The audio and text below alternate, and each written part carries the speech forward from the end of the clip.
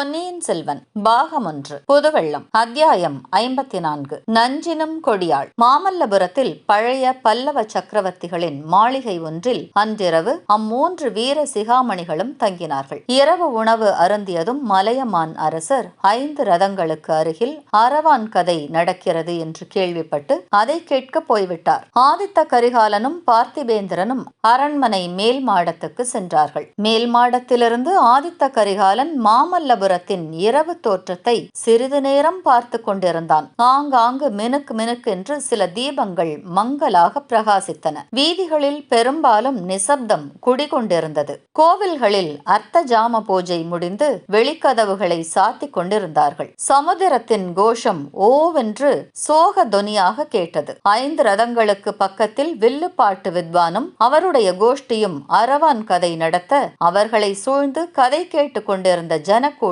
தீவர்த்திகளின் ஒளியில் கரிய நிழல் உருவங்களாக தெரிந்தனர். இந்த முதிர்ந்த வயதில் கிழவர் கதை கேட்க போய்விட்டார் பார். என்ன இருந்தாலும் பழைய காலத்து மனிதர்கள்தான் மனிதர்கள். அவர்களுடைய உடல் வலிமையும் மனோதிடமும் இந்நாளில் யாருக்கு உண்டு என்றான் ஆதித்த கரிகாலன். அரசே, தாங்களும் பழைய காலத்தின் பெருமையை பற்றி சொல்ல ஆரம்பித்து விட்டீர்களா? பழைய கால மனிதர்கள் சாதித்த என்ன காரியத்தை இளம் பருவத்தில் போர்க்களத்தில் வீரச் செயல் புரிந்தவர்களை பற்றி கதைகளிலும் காவியங்களிலும் கூட கேட்டதில்லையே என்றான் பார்த்திபேந்திரன். பார்த்திபா, நீ உண்மை உள்ளம் படைத்தவன். மனதில் ஒன்று வைத்துக் கொண்டு வாயினால் ஒன்று பேசாதவன் என்பதை நன்கு அறிந்திருக்கிறேன். இல்லாவிட்டால் நீ என்னுடைய நண்பன் அல்ல, சத்ரு என்றே சந்தேகிப்பேன். அவ்வளவு தூரம் என்னை குறித்து நீ முகஸ்துதி செய்கிறாய். முகஸ்துதியைப் போல ஒருவனை பாதாள படுகுழியில் தள்ளக்கூடியது வேறொன்றும் இல்லை என்றான் ஆதித்த கரிகாலன். ஐயா, சுயநல நோக்கத்துடன் ஒருவனை பற்றி இல்லாத உயர்வை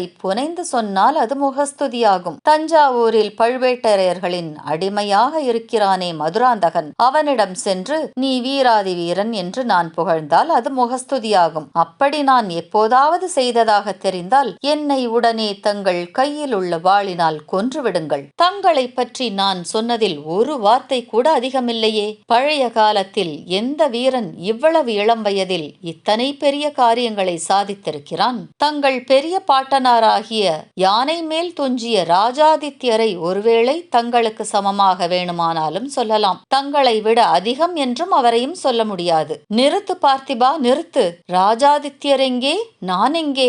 மகா சமுதிரம் போல பொங்கி வந்த ராஷ்டிரகூடர்களின் மாபெரும் சைன்யத்தை ஒரு சின்னஞ்சிறு படையை வைத்துக் கொண்டு எதிர்த்து நிர்மூலமாக்கி வீர சொர்க்கம் அடைந்த ராஜாதித்யரை பற்றி பேசுவதற்கே நாம் தகுதியற்றவர்கள். அவருடன் நம்மை ஒப்பிட்டுக் கொள்வதா? சோழ குலம் இருக்கட்டும், நீ பிறந்த பல்லவ குலத்தில் முற்காலத்தில் எப்பேற்பட்ட மகா புருஷர்கள் இருந்தார்கள்? மகேந்திரவர்மரையும் மாமல்லரையும் இனி இந்த நாட்டில் எப்போதாவது காணப்போகிறோமா? தெற்கே துங்கபத்ரையிலிருந்து வடக்கே நர்மதை வரையில் ஒரு குடை நிழலில் ஆண்ட புலிகேசியை வென்று வாதாபியை அழித்து ஜெயஸ்தம்பம் நாட்டிய நரசிம்மவர்மர் எங்கே? நீயும் நானும் எங்கே? இந்த மாமல்லபுரத்தை போல ஒரு சொப்பனபுரியை நம்முடைய காலத்திலோ நமக்கு பிற்காலத்திலோ யாராவது உருவாக்க முடியுமா? அடடா, ஒரு தடவை 4 புறமும் நன்றாய் பார்த்திபா. அதோ வில்லுப்பாட்டு நடக்கிறதே, அங்கே உற்றுப்பார். அம்மாதிரி கற்பாறைகளை குடைந்து அற்புத ரதங்களின் வடிவங்களிலே அமைத்தவர்கள் சாதாரண மனிதர்களா? 350 ஆண்டுகளுக்கு முன்பு இந்த மாமல்லபுரம் எத்தகைய கோலாகலமாக காட்சியளித்திருக்க வேண்டும் என்று நினைக்கும் போதே எனக்கு உடம்பு சிலிர்க்கிறது. உனக்கு அத்தகைய உணர்ச்சி உண்டாகவில்லையா? உன் முன்னோர்களை பற்றி எண்ணும் போது உன் தோள்கள் பூரிக்கவில்லையா? அரசே, சற்று முன்பு தங்களை முகஸ்துதி செய்வதாக சொன்னீர்களே, சில சமயம் தங்களிடமுள்ள குற்றங்களையும் நான் எடுத்துச் சொல்வதுண்டு என்பதை மறந்துவிட்டீர்கள். சிற்பம், சித்திரம், கலை என்று வாழ்நாளை வீணாக அடிக்கும் பைத்தியம் தங்களையும் பிடித்துக் கொண்டிருக்கிறது. இந்த பைத்தியத்தினால் தான் என் முன்னோர்கள் அடைந்த வெற்றியெல்லாம் வீணாக ஆயிற்று. வாதாபிக்கு சென்று ஜெயஸ்தம்பம் நாட்டிவிட்டு மாமல்லர் திரும்பி வந்தாரே, பிறகு என்ன செய்தார்? கற்களை செதுக்கிக் கொண்டும் பாறைகளை குடைந்து கொண்டும் உட்கார்ந்திருந்தார். அதன் பலன் என்ன?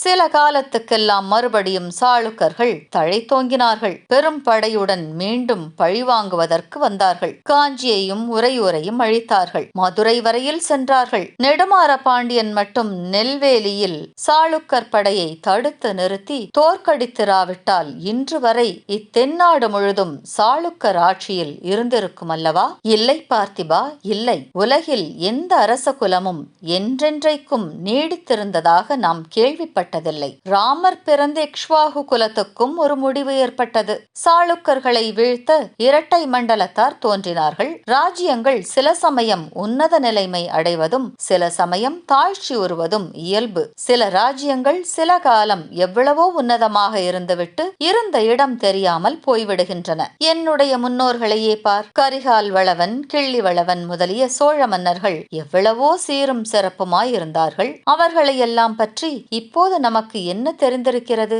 கவிஞர்கள் சிலர் அவர்களை புகழ்ந்து பாடியிருப்பதனால் அவர்கள் பெயரையாவது தெரிந்து கொண்டிருக்கிறோம். கவி பாடிய பாணர்கள் உண்மையை தான் பாடினார்களோ அல்லது மனம் போன போக்கில் பாடினார்களோ நமக்கு தெரியாது. ஆனால் மகேந்திர பல்லவரும் மாமல்லரும் இந்த சிற்பபுரியை சிருஷ்டித்தார்களே, இது ஆயிரம் ஆண்டு காலம் அவர்களுடைய பெருமையை உலகத்திற்கு உணர்த்தி கொண்டிருக்கும். அவர்கள் செய்த காரியத்துக்கு ஈடாக நீயும் நானும் என்ன செய்திருக்கிறோம்? போர்க்களத்திலே பல்லாயிரம் மனிதர்களை கொன்று குவித்திருக்கிறோம். இரத்த வெள்ளம் ஓடச் செய்திருக்கிறோம். உலகில் நம் பெயரை நிலைநிறுத்த வேறு என்ன செய்திருக்கிறோம்? இதை கேட்ட பார்த்திபேந்திரன் இவ்விதம் பேசுவது ஆதித்த கரிகாலன் தானா என்ற ஐயுறும் பாவனையுடன் சிறிது நேரம் திகைத்திருந்தான். பிறகு ஒரு பெருமூச்சு விட்டு, அரசே, போரையும் வீரத்தையும் குறித்து தாங்களே இவ்விதம் பேசுவது என்றால் நான் என்ன சொல்வதற்கு இருக்கிறது? தங்களுடைய மனம் இன்று சரியான நிலையில் இல்லை. ஆகையினாலேயே இப்படி பேசுகிறீர்கள். ஐயா, தங்கள் மனதில் உள்ள வேதனை இன்னவென்பதை எனக்கு சொல்லலாகாதா? தங்களுடைய வைர நெஞ்சத்தை சிறிது திறந்து காட்டக்கூடாதா என்று ஆவலோடு கேட்டான். பார்த்திபேந்திரா, என் நெஞ்சை பிளந்து காட்டினால் அதற்குள்ளே என்ன இருக்கும், எவர் இருப்பார் என்று நினைக்கிறாய்? அதைத்தான் தெரிந்து கொள்ள விரும்புகிறேன் சுவாமி. என்னை பெற்ற தாயும் தந்தையும் இருக்க மாட்டார்கள். என் உயிரினும் இனிய தங்கையும் தம்பியும் இருக்க மாட்டார்கள். என் உயிருக்கு உயிராகிய நண்பர்களாகிய நீயும் வந்தியத்தேவனும் இருக்க மாட்டீர்கள். வஞ்சகமே வடிவான ஒரு பெண் அதில் இருப்பாள். பாவமே உருவான பழுவூர் இளையராணி அதில் இருப்பாள். நஞ்சினும் கொடியவளான நந்தினி என் நெஞ்சுக்குள்ளே இருந்து என்னை படுத்தி வைக்கும் பாட்டை இன்று வரை வாயை திறந்து யாரிடமும் சொன்னதில்லை. உன்னிடம்தான் இன்று சொன்னேன் என்று ஆதித்த கரிகாலன் கூறிய வார்த்தைகளில் தணலின் ஜுவாலை வீசிற்று. அரசே, அதை ஒருவாறு நான் யூகித்தேன். பழுவூர் இளையராணியின் பேச்சு வரும்போதெல்லாம் தங்கள் முகம் கருத்து,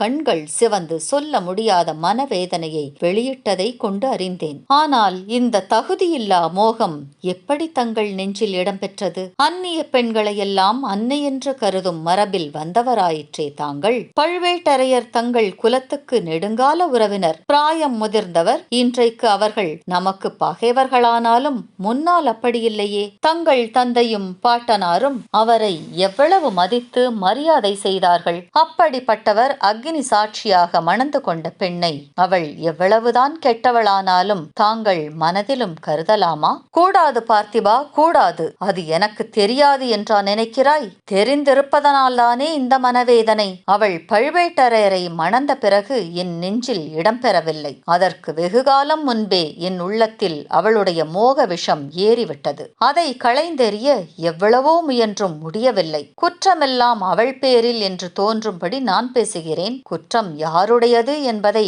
கடவுளே அறிவார். பார்க்க போனால் பாவம் பழியெல்லாம் எங்களை படைத்த கடவுள் தலையிலேயே விழ வேண்டும். அல்லது எங்களை சந்திக்க செய்து பின்னர் பிரித்து வைத்த விதியின் பேரில் குற்றம் சொல்ல வேண்டும். அரசே, நந்தினி பழுவூர் ராணி ஆவதற்கு முன்னால் தாங்கள் அவளை சந்தித்ததுண்டா? எங்கே, எப்போது, எப்படி சந்தித்தீர்கள்? அது பெரிய கதை.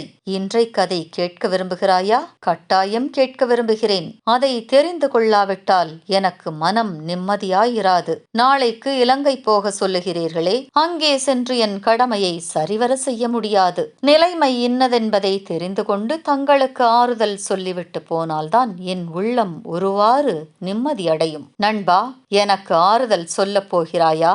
இந்த ஜென்மத்தில் எனக்கு ஆறுதல் என்பது கிடையாது. அடுத்த பிறவியில் உண்டா என்பதும் சந்தேகம்தான். உன்னுடைய மன நிம்மதிக்காக சொல்கிறேன். உன்னிடம் சொல்லாமல் நான் எதையோ ஒளித்து வைத்திருப்பதாக எண்ணிக்கொண்டு நீ இலங்கை போக வேண்டியதில்லை. இவ்விதம் கூறி ஆதித்த கரிகாலன் சிறிது நிதானித்தான். பிறகு ஒரு நெடிய பெருமூச்சு விட்டுவிட்டு சொல்லத் தொடங்கினான். கரிகாலன் நந்தினி சந்திப்பு எப்படி? காத்திருக்கலாம்.